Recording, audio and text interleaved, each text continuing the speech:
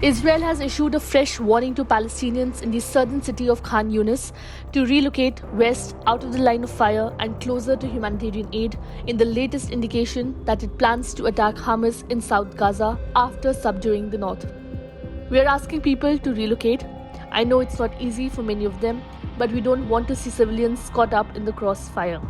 Mark Regev, an aide to Israeli Prime Minister Benjamin Netanyahu, said.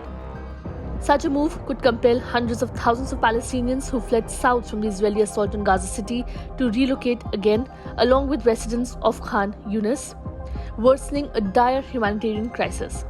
Khan Younis has a population of more than 400,000. Israel overnight on November 16 dropped leaflets over eastern areas of Khan Younis, telling people to evacuate to shelters, suggesting that military operations there are imminent. Mr. Regev said that Israeli defense forces will have to advance into the city to oust Hamas fighters from underground tunnels and bunkers, but that no such enormous infrastructure exists in less built-up areas to the west. I am pretty sure that they won't have to move again.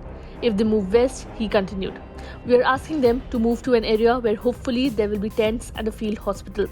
Because the western areas are closer to the Rafah border, crossing with Egypt, humanitarian aid could be brought in as quickly as possible, he said. With the war entering its 7th week, there was no sign of any let-up despite international calls for a ceasefire or at least for humanitarian pauses.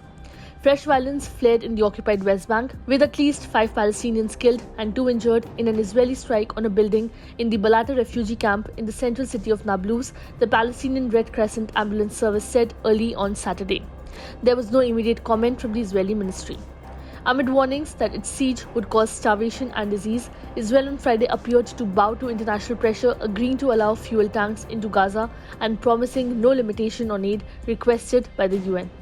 Israel said it would allow 2 truckloads of fuel a day at the request of Washington to help the UN meet basic needs and spoke of plans to increase aid more broadly.